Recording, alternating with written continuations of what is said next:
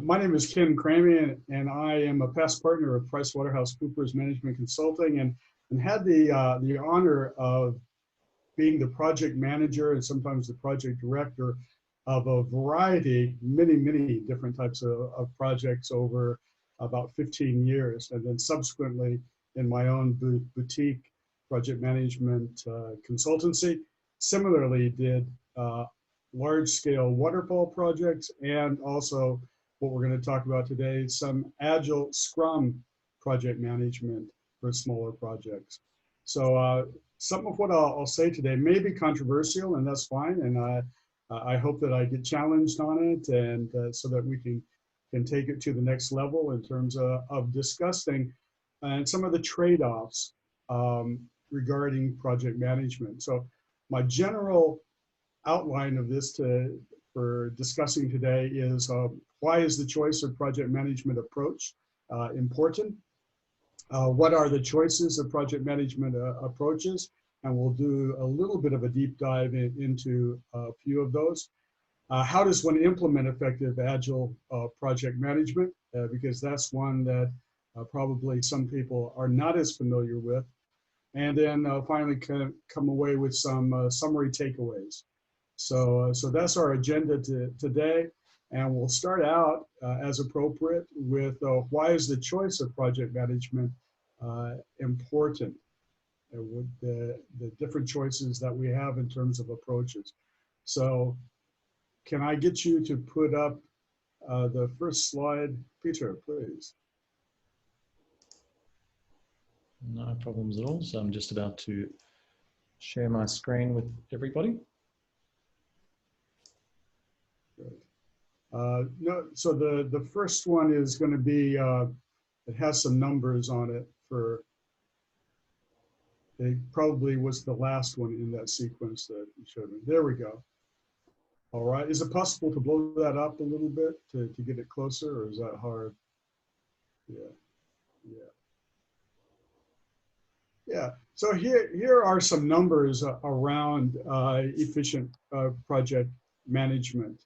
Actually, can you blow it up even a little bit more than that? Okay. As we've seen here, project management, you can't live with it and you can't live without it. It's really important, as we've come to find out, on whether it's construction projects, whether it's IT development projects, whether it's business rollout projects of new initiatives. So, but unfortunately, at least 32% of projects fail due to poor management. And then 68% of the projects fail to meet deadlines, budgets, and the quality expectations. Over 97%, this is amazing, of businesses believe that project management is essential for success, but they sometimes can't quite find the key or the things that need to be prioritized to be put in place. 80% of high-performing projects are led by project managers with qualifications, and we'll talk a little bit about those different types of qualifications. We happen among the group here to have ones who are certified within the Project Management Institute, Project Management Professional, Portfolio Management Professional, and also some Scrum Master types of certifications for Agile Scrum projects. So we'll talk with some case studies and examples of those that shows why there is that formal training that is sometimes helpful to have. And then on average, a large IT projects run 45% over budget. And sometimes if you've been around Queensland and Queensland Health, you see that it's exponentially larger than that. But can I jump in and just ask a question here?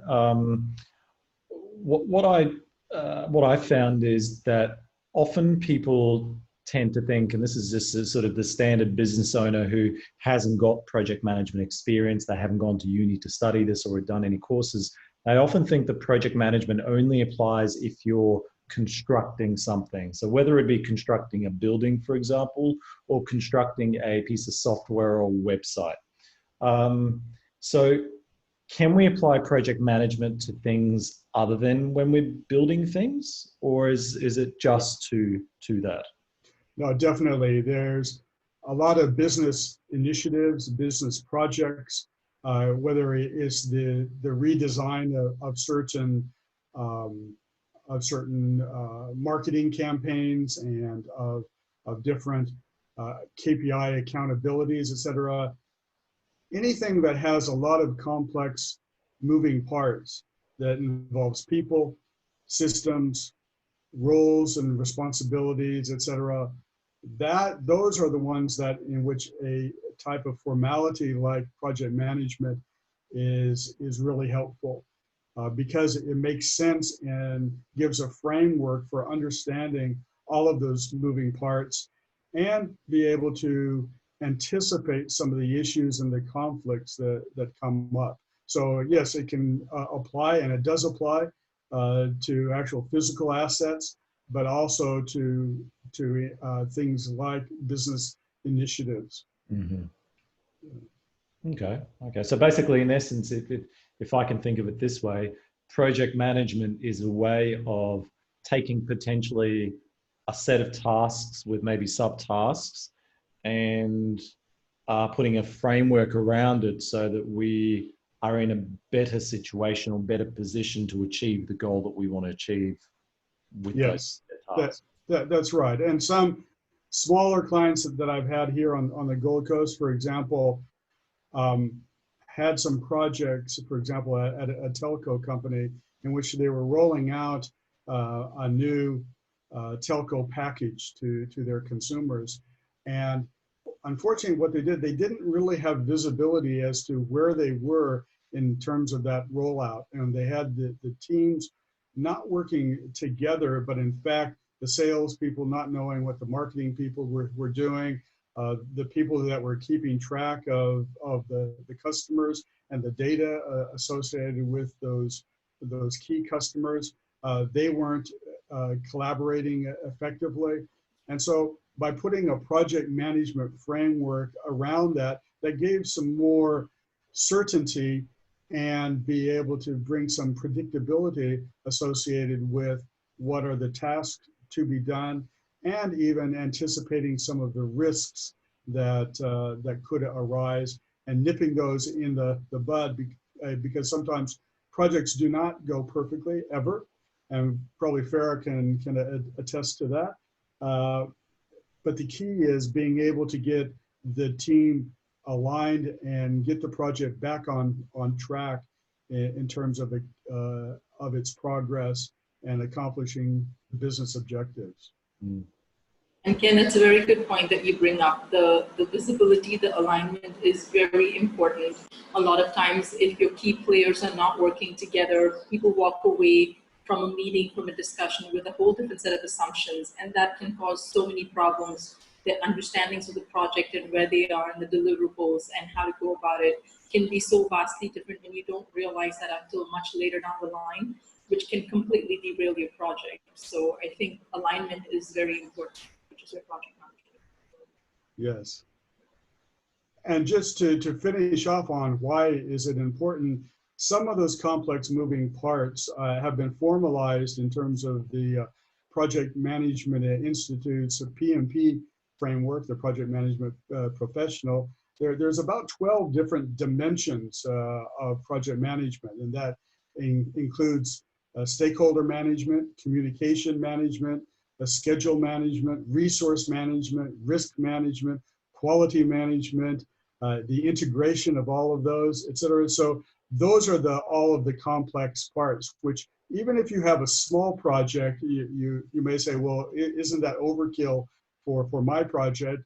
And yes, you don't have to bring a formalism or over engineer it in terms of addressing those things or documenting those things, but it's being aware of those things so that you can have an integrated and proactive plan that when it starts to go or have challenges or difficulties, that you can get it back on track. So some of the choices of project management approaches then is to use, as in big construction projects, more of a traditional waterfall approach. And then the other one that we'll talk about is an agile or Scrum approach. And we've all heard the word agile here recently, and so we're going to do a little bit of a deep dive there. So Peter, can I ask you to bring up the waterfall and agile methods? Yeah, that's good. Maybe the one that has more of the flow, the waterfall. Yeah, here we go. If we could zoom in on that, that's I'll great. just add in here for anybody that's listening to this on the podcast. As usual, we'll add the links or the images into the actual podcast notes themselves. Anybody watching this video on one of our channels, we'll also endeavor to put it into the channel. If we can't, you'll certainly find it on the Malekso website or the KenKrammeBusinessDoctor.com website as well. Great, thank you. And we won't have to read every part of this, but I want to give you the flavor of the differences between waterfall and agile.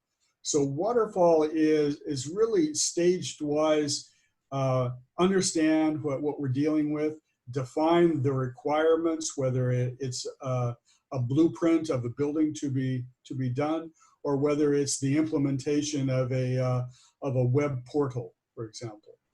The next stage is building it, and that is based upon those requirements or that definition that you were provided in the first stage.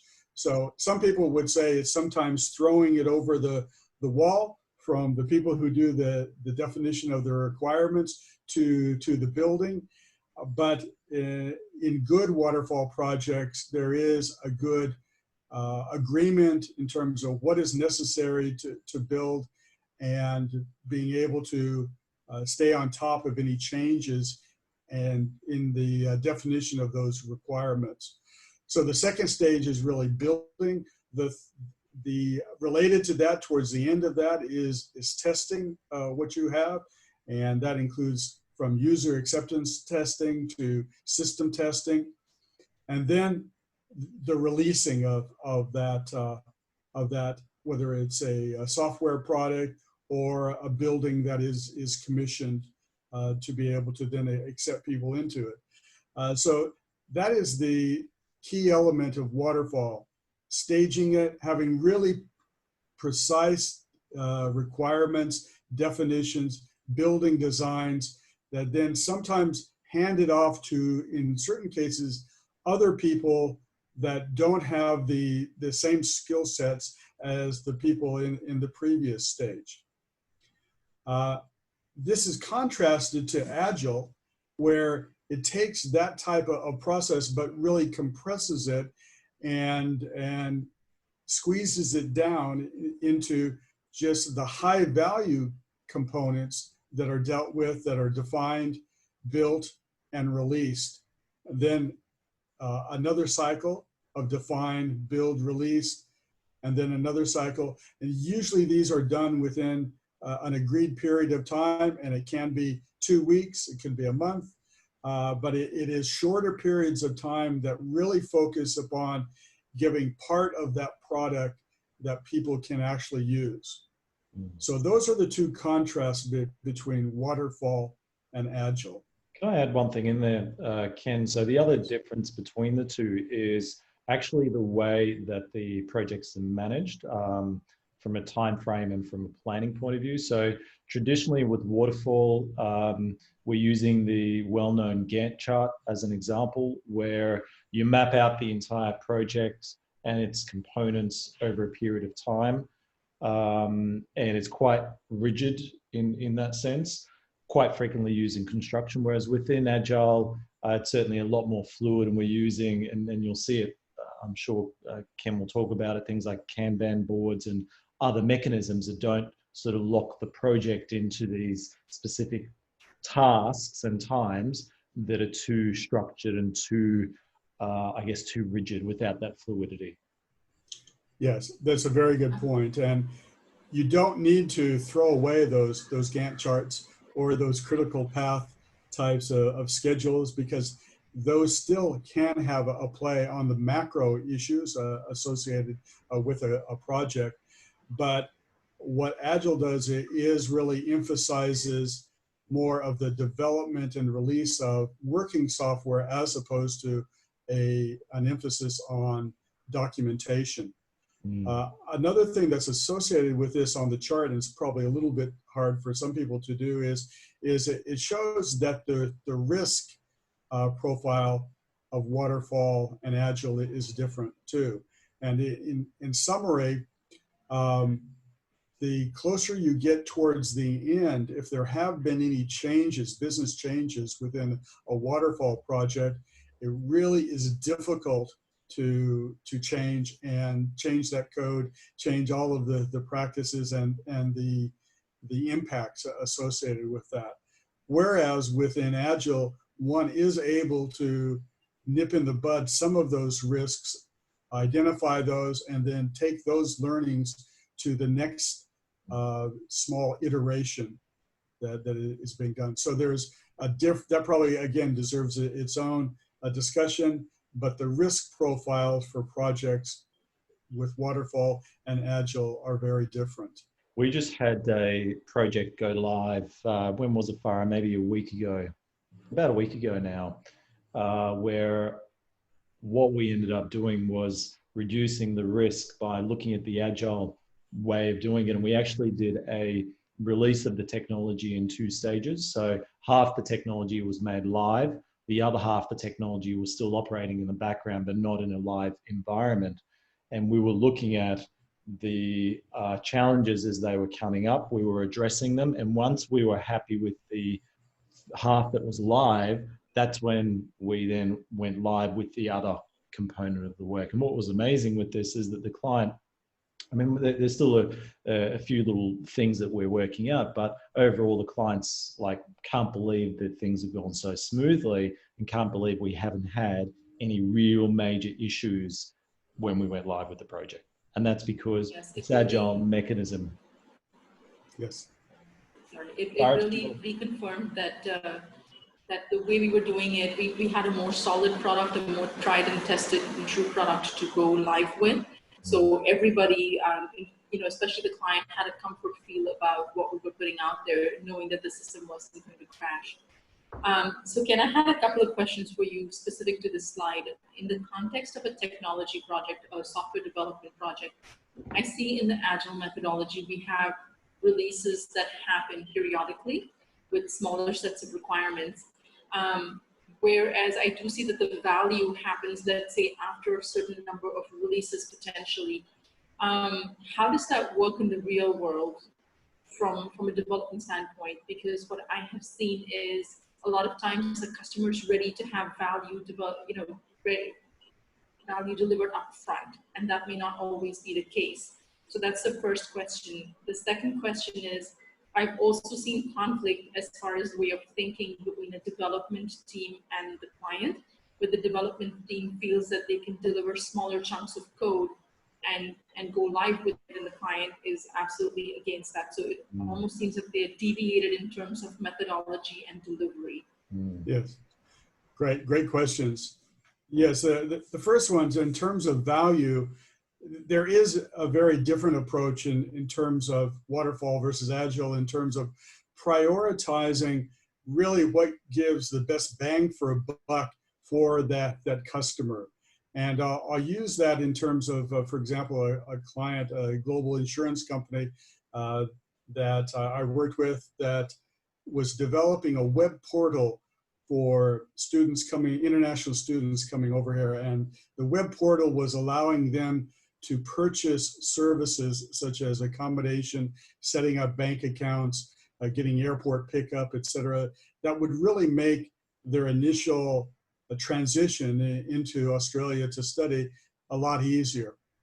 The value, what was done in terms of, first of all, there was a failed attempt that they really hadn't thought through a lot of the project management issues, and we can talk about that a little bit later. But to your question, it was, for example, delivering initially the functionality associated with the students being able to enter their details, have access, and be able to see a menu of different potential services. Now, what wasn't delivered was a lot of the reporting around that, or the management types of reports in which they were able to be shown how many students were accessing and what was the time frame that they spent looking on the website, et cetera. So it really parceled out the core functionality and prioritized that and delivered that in some showcases of release. It didn't have the reports or the nice to have compliant types of checklists until later releases.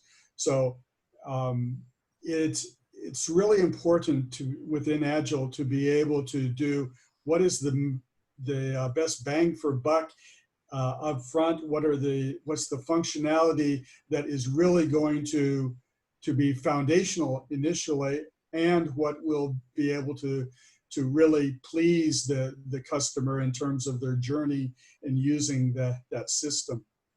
So and sometimes in Waterfall, you might not see that with some projects. Yeah. Sorry. I was just going to say that. Okay, I hear some echo here. Yeah, on some Waterfall projects, sometimes you didn't have the visibility of what the student would look at for maybe 12 months or even sometimes 18 months.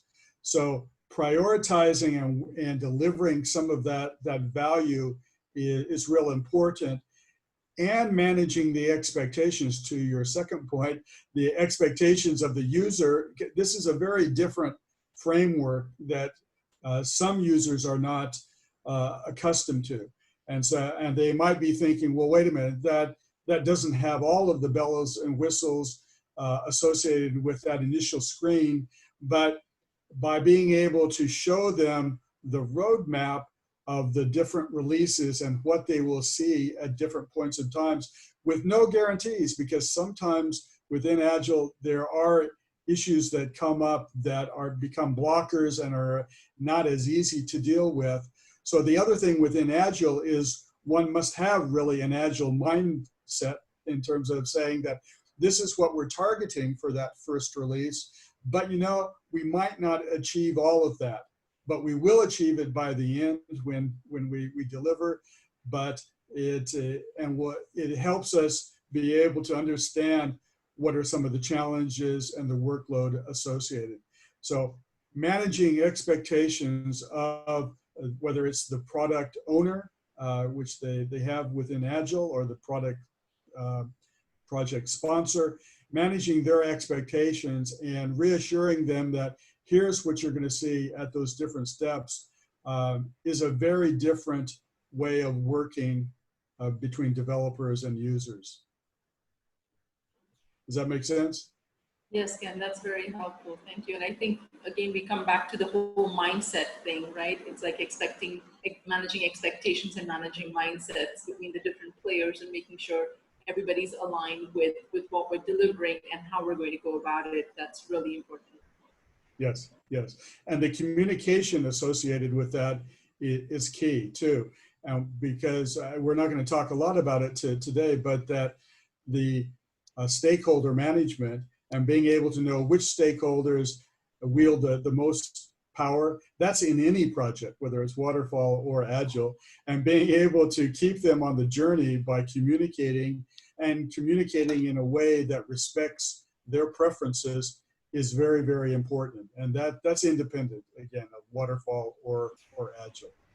The other thing that I'll add in here is that in the real world, especially when we're talking about the SME environment where the business isn't a multi-billion-dollar conglomerate, they've got limited budget.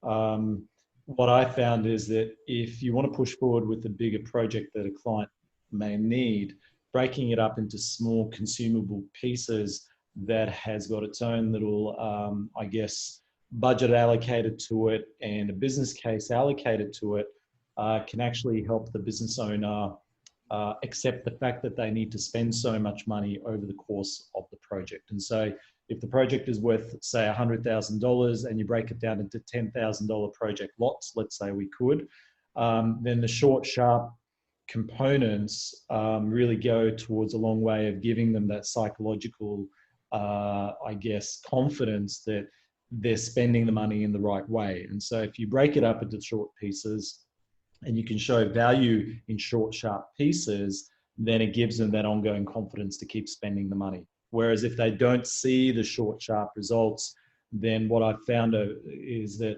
there is that tendency for the client to become quite micromanagerial because they're not seeing the results. They want it to move fast because they're not understanding what's happening. So the other, I guess, big benefit of the Agile method across all of business is that it helps alleviate that issue that sometimes business owners have of letting go of the money and minimizes the micromanagement that you may have from your client itself. That's right. Spot on. And that's a very effective risk management strategy. Yes. Let's go on to the next slide. If Just we may. before we move on, Ken, I would like to ask you a quick question related to the waterfall model. Yes. According to your explanation and what I can see from the model, it's that beforehand, the project managers, they will need to try to take into consideration all the affecting factors around the project. Is that correct? Yes. I mean, I would advocate actually for both, that there is what's created is a project charter that really has the big picture as to who the stakeholders are, what are the major risks, what's the schedule, what's the budget associated with it. And so I would say for both Waterfall and Agile, one has that type of project charter that lays out the big picture and what's attempting to be accomplished. Okay. And then what I would like to ask is, in case any factors that haven't been taken into consideration before or during the project that may arise, what would be the best scenario or the best methodology for project managers to follow and tackle these unexpected situations? Yes, well, first of all, it is doing some risk management in terms of and nobody has a complete crystal ball, but it's really being able to identify on the people issues, on the technology, on a variety of different dimensions, what is the severity of the potential risk and what is the probability of that. So first of all, you're going to be trying to anticipate that and putting in place some of the mitigation factors, which for some, for example, with that insurance company, it was really identifying that sometimes the staff that were in China and the staff that were in India that were sending over a lot of the students, they felt left out and they felt like they wanted to have control. So being able to identify that as a risk that could have some severe consequences, and the likelihood was up there, putting in place the mitigation factors that in this case, in terms of communication and periodic visits to them to be able to help keep them on the journey were very, very important. Now, for some of those things, one isn't able to anticipate that. And for example, COVID is one of those things. But by being able to particularly for Agile, breaking it down, as Peter was just saying, into smaller chunks and giving some decision points, whether it is to pause or whether it's to pivot and focus on something different, is another way of being able to change direction as required by unexpected events. Also being able to have some consistent meetings in terms of, and I am a strong believer in traffic lights in terms of saying, these things are going well, the technology build is green and it's on track. Yellow is maybe some of the issues in terms of changing some of the business policies and practices. And red is, for example, some legal issues that we hadn't anticipated, whether it's like GDPR for this insurance company that required putting some tick boxes on screens that if you didn't do that, then the company who was making that website could be responsible for literally hundreds of millions of dollars of penalties. Actually, in that insurance project, that wasn't known up front at the beginning of the project. It came up, but then it was one that we had to rally and scrum and figure out contingencies as to the impacts on the workload and the timing of that. Thank you. Thank you. Cheers. All right. So which was the next one that you'd like to go to? The next one is the comparison of Waterfall versus Agile. Yes. And so we won't spend a lot of time on this because we've just kind of talked to this, but this is just to highlight that there are differences between Agile and traditional Waterfall. The planning scale for Waterfall is much longer term. And again, some of the projects that I was involved with had lots of complexities of going across geographies, for example. But even ones here, even the insurance company one, potentially would have taken 18 months to do. Whereas Agile, the planning scale or the planning time frame was more short term. And so there was an increment that would be developed basically on a monthly basis and shared with the users to get their feedback. The other dimension or metric that is on this slide is distance between the customer and developer. And within Waterfall, again, because they're kind of from one stage to the next, throwing it over the wall to the next set of team that sometimes would take a while to get up to speed and didn't like the type of documentation. Within Waterfall, it's a shorter time frame and a shorter distance between the customer and the developer. They were able to give real feedback to the developers and give them some guidance in a planned way, with some trade-offs there in terms of what if they were going to for example, spend time on the multilingual aspect of the website as opposed to letting that come in later, then there was a trade-off that the developers would spend time on that, but wouldn't work on some of the functionality associated with, for example, the shopping cart within this web portal for the insurance. The time between specification and implementation, again, for Waterfall is long, sometimes 12 to 18 months, whereas for Agile, it's much shorter. It could be 2 weeks to a month. The time to discover problems sometimes and to correct them, sometimes with Waterfall was more difficult. It would take a longer time for some of those things because it might not be recognized that some of the conflicts until testing that could have been scheduled for like 9 months down. And so it's harder to be able to rectify those problems. Whereas within Agile, there's a shorter feedback loop on that. The project schedule risk, as we talked about, is higher on Waterfall because if there are changes or if even sometimes the customer changes what they want.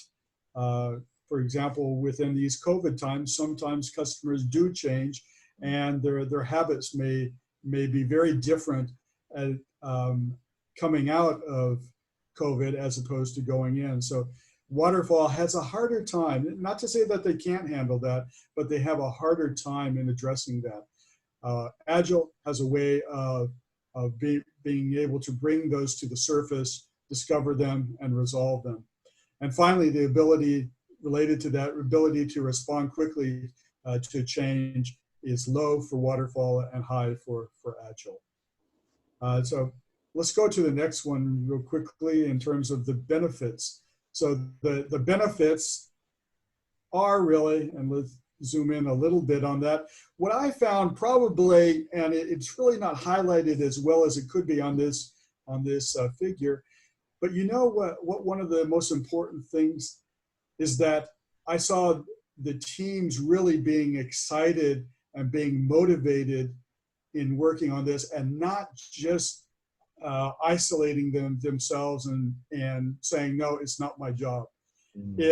So it ends up in more productivity because people are multifunction, being able to be aware of what's going on during tests, being aware of some of those initial requirements and where they ranked in terms of their priority. So in summary, there's happy stakeholders at the end where one is able to deliver a product that has gone through some of the pain and in terms of revising those requirements and really portraying it in a way that the stakeholders want to see it. It's more enjoyable for the team, and they get to be more multifunctioned. And what I've seen is they're able to contribute much more. Even sometimes, as I characterize the nerdy data analyst that sometimes sat in his corner, they oftentimes become more a part of the team and contribute earlier and stronger. We talked about visibility down in the lower left here. The visibility of the progress is related to some of the risk management, and that is you really know what the issues are, as opposed to there was unfortunately one or two waterfall projects that I was aware of and came in at the late moment where some of the problems were not anticipated and in fact were not able to be handled, and the testing of the system just fell over and the projects had to be terminated. So within Agile projects, it brings much more visibility to catch those issues earlier and to address it in a way that the customers really like it. And along the way, the impacts in terms of the team, in terms of their productivity, the quality of work, and actually even the time to market is much faster on Agile. Okay, and again, this is Ken Kramme speaking from having 2 certifications that were challenging to get and on traditional waterfall, but I've seen the trade-offs, and when the projects are appropriate, particularly if there's a customer-centric project or marketing and sales, etc., those really lend themselves to an Agile approach. All right. One of the next steps is really how does one implement this effective Agile management? And we might go to the next slide, Peter, which has the radar. So in terms of different organizations, there's a lot of organizations, and this is hard to see, but I want you to come away with the concepts of this, that some organizations have dallied with becoming Agile, and some of them are really mature in this space. There are projects, there are some companies like Facebook and Google and all the big ones, but even some local ones here on the Gold Coast that are really doing well in terms of being able to address diverse geographic markets, be able to listen to their customers and add in those features that are really being looked at. So because every company is different, then oftentimes I found it's helpful to have a bit of a diagnostic at the beginning that really says, where are they on that journey of agility maturity? And so this is one example of having some independent discussions and interviews with all of the staff, not just some, and not just managers or the management, but all of them in terms of what do they think is the clarity of the vision of the company and of the products that are being released. What's the performance associated with it? What's the leadership? What is the culture? Is it a fun place to work? Is it one that is challenging? And what is the foundation? Are they doing some of the basics in a way that is good in terms of having meetings that really are productive and not a waste of time. So doing a diagnostic up front is one way of setting the stage for knowing which areas of Agile project management need to be emphasized. Can you go on to the next one, please?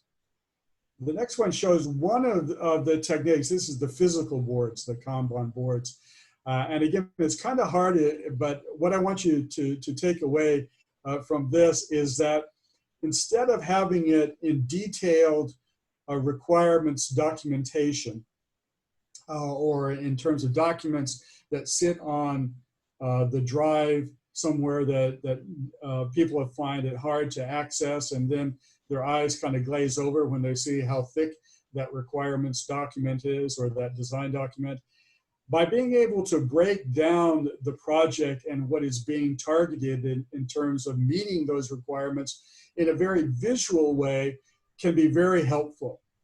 So this is a board in which each of those cards is broken down in terms of some what they call user stories or requirements that need to be implemented and are moved from left to right across as different team members be able to take on those tasks. So a Kanban board, whether it's a physical one like this or an electronic one, we might go to the next slide, is a very effective way of making it, and this is really hard. This is an electronic one in terms of some ones that are used by users and requirements people to talk with developers about different features that are, in this case, being done in terms of implementing software systems for users at a travel company. So in summary, what I want you to take away is that there are ways, instead of using very heavy documentation of requirements that oftentimes people really, I found, don't like to read, by making it very visual and being able to prioritize it and break it down can be very helpful to have the team be aware of dealing with complex projects and what their responsibilities and tasks are. Does that make sense? Definitely does. We, at the moment, we use quite an old school way of doing it, which is Excel spreadsheeting. Yep. You know, but it does work really well. And I think having these sort of stories and then aligning the different features and things like that against, you know, the overall epic, if we can put it that way, just breaks it down, and it's more palatable for everybody on the team. Yes. And it does keep the project moving forward. Yes, yes. And it is very different than sometimes within waterfall projects where the receiving party in the next stage, let's say it's the design stage, that they say, wait a minute, those requirements or that analysis is incomplete and I really don't like it. And then there's communication that has to occur going toing and froing. So making it visual like this, whether it is remotely with using some of these Kanban boards that move things along, or whether it's actually physically if one is in the same setting, can be very helpful to keep that progress going forward and minimize the finger pointing associated with the different team members. What's interesting about this, Ken, is that if I put on my management consultant hat, coaching hat, and let's say we're working with an organization, we've developed their strategy, and as part of the strategy, we've identified that, let's say they need to develop new HR processes and systems. Then what we actually do is a similar sort of a thing where you break that out as the epic, and then you project plan the different components on how we're going to achieve that particular epic, if we can call it like that. And that's actually, it's interesting how we're going through this from a project management point of view, but when we're doing consulting and we're looking at organizational change, we're using a similar sort of structure to make sure that we're actually achieving the goals that we want to achieve. Yes. It's a very powerful framework that can be used across not just project management, but across all of an organization for pretty much any type of task management / change process that we want to go through. That's right. That's exactly right. And it's also something that is in common both of Waterfall and Agile is what I like, and sometimes it gets ignored, is having a requirements traceability matrix in terms of being able to say, here's what was said in that original business case, and here were the key things that needed to be in place. Here's how it was translated into design, and it was actually implemented in this release or at some other point. And here's where it has been tested. So that requirements matrix, traceability matrix can be important to make sure that it is meeting the original expectations, but there is an audit trail of if things have changed, then there is, and there has been a reprioritization of that, then it's very clearly known to everyone, and users don't feel left out or feel like, okay, there is that history of understanding why this component is left out at this point in time. So some of the summary key takeaways that I'd like you to take away from today's session is, first of all, project management is important because there's lots of moving parts. The choice of project management approaches is very important, whether it's Waterfall in terms of development of large construction projects, or whether it is trialing the Agile Scrum types of project approaches that gives faster feedback. Training in the project management for the team is a critical success factor in any case, whether you're going to do it traditionally, and what the role is, what the methodology is that's using in Waterfall, going from define to build to release, and definitely in terms of Agile, because there are new roles that people play. There are new artifacts, documentation, which is much less, but it is still very important to have that audit trail of certain key documentation, such as the prioritization of the backlog or product list. And finally, Agile approaches, in my opinion and in my experience, brings out the best in team members' contributions, provides better motivation and morale, and ends up resulting in better professionals, and provides increments of delivery that then users can say, yes, hand on heart, that is really what I'm wanting, and that really excites me.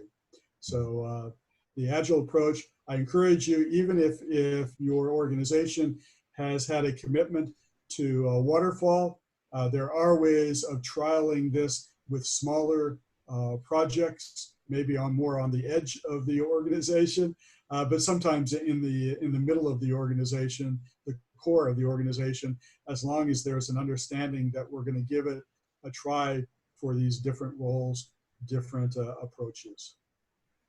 So I hope that's been helpful. It's a big topic in terms of project management, but I wanted to share my biases that after years of experience, decades, if I may say, it's really gotten me to appreciate some of the Agile approaches that brings out the best in people.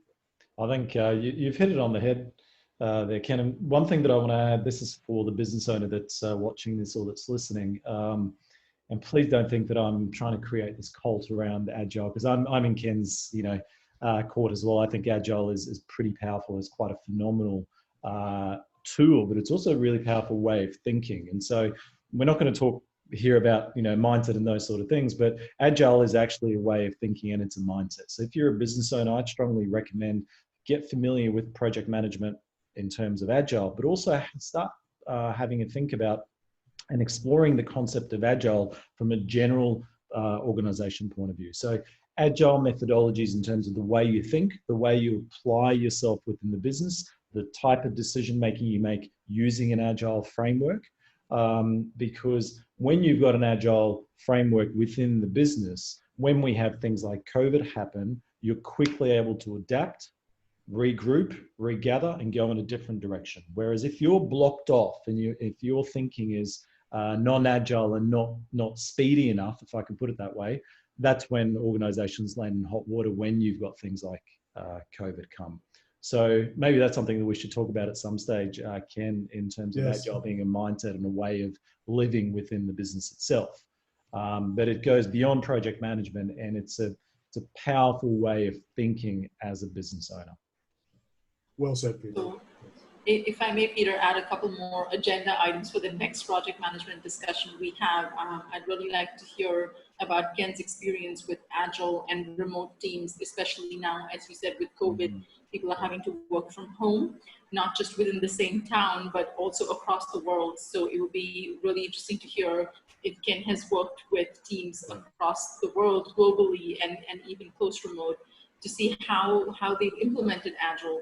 And the other thing that I have read about, as I've been doing like a deeper dive into Agile, is a transition from Waterfall to Agile, and what does that look like? And also, it was interesting because I read something about blend projects where people have implemented pieces of both approaches, both methodologies. So I'm curious to know, how does that work in the real world? Is that successful? Where would you use it, and how would you use it? So I'd be, curious to know how it works in reality. Yes. And on your first point, it will be helpful or might be interesting for me to share a project with Telstra dealing with a fairly sophisticated new software-defined network type of product. And the teams were in the Ukraine, in Russia itself, and there was a little bit of antagonism between those two, in India, in Silicon Valley, and in Melbourne. And dealing with remote teams there, in summary, really required a lot of understanding of what the respective roles were, encouraging people to really participate in those phone calls and the daily scrums in terms of, and keeping them just to, in certain cases, 15 minutes as opposed to letting them go on for an hour and a half. And being able to use effectively some of the automated tools or the collaboration tools, which in certain cases was like a Microsoft Azure DevOps. So there is a way of dealing with those teams, dealing with very talented folks in the Ukraine and Russia and India and Silicon Valley and Melbourne. But it does take a bit of organization early on to make sure that one is aligned in expectations of how productive those daily phone calls are, and in the review of progress. In their case, was every 2 weeks. And something I'd like to put on the cards, if that's possible. It's a kind of like a selfish thing, but I'm on sort of a runaway project right now that was meant to be agile from the developer's point of view. It's certainly waterfall from the client's point of view, and to be honest, there's been no project management at all. So no matter what methodology the different teams thought they were implementing, the project is in such a state right now that we're having to go back to analysis while we should be getting ready for release and testing. So it would be good to dissect projects like those for for the business owners, because these are real world situations that we do get involved in and have to sort of take control, take some steps back just to be able to move the project forward. So I think that would be helpful. Yes. At times I've had to do some project autopsies. Which it sounds like you're not there yet, which is good. I'm hoping not. But there are different, there are those interviews with people to understand what are some of the root causes with the difficulties in the progress. And sometimes those radars can be interesting as long as people know that what they're saying is really anonymous, and be able to find out what are the strengths that have been occurring, and what are the areas that are really off track. So by using those radars and anonymous interviews, as long as they really are anonymous, can be very helpful to then restructuring the projects. So it's never too late until they finally kill the project. And then there's the next iteration of the project that is possible. Yeah, this project's definitely not going to be dying as such. We just have to find a way to get to the finish line. But, you know, these are real world situations. This is a smaller scale project, so it's not one of those multi-billion-dollar companies. So it's just interesting to see how we can get the teams aligned and sort of get to that, you know, light at the end of the tunnel. But we're not there yet. We're in the middle of things right now. So it's a fun situation to talk about. Yes. Not fun for the business owner for sure, nor the developers, but you know, challenging for a project manager to get their arms around it and make it through. Yes. Let's talk about that offline. Absolutely. Cheers. Fantastic. So Ken, thank you very much for that presentation, really taking us through project management methodology. I think I know I've got a lot more questions, and I think the team does as well, and they'll be really good for future videos. I'd like to say for anybody that's watching these videos, listening to this on our podcast channel, if you do have any questions around anything that Ken discussed, please reach out to us. Ken's contact details will be in the description section. And also, if you're looking for a team that can really help you from a project management point of view, we can certainly help you. We're a group of collaborative professionals who work together on various client engagements, ranging from strategy development through to project management, full transformational changes, etc. So if you need assistance with your organization, within your business, reach out to any one of us. We're always here to help you. So thank you very much for watching this video, and keep your eye out for the next video in the series. Thank you.